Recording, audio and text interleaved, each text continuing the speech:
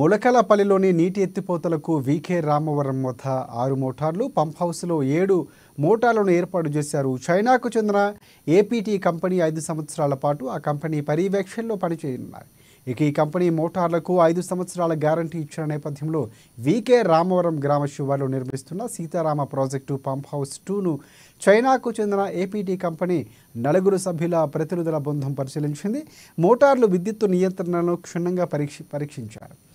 ఇక pump house వద్దనే ఉండి మోటార్లకు సంబంధించిన పరికరాలు, విద్యుత్ సరఫరా పలు అంశాలను తనిఖీ చేశారు. వారిచ్చే నివేదిక ఆధారంగానే ట్రయల్ రన్ తేదీని అధికారులు ఖరారు చేయనున్నారు. ఈ నెల 9న మంత్రి తుమ్మల పంప్ హౌస్ అధికారుల బృందంతో పరిశీలించారు. ఈ నెల 30న ట్రయల్ రన్ నిర్వహించేందుకు అధికారులు ముమ్మర ప్రయత్నాలు చేస్తున్నట్లు సమాచారం.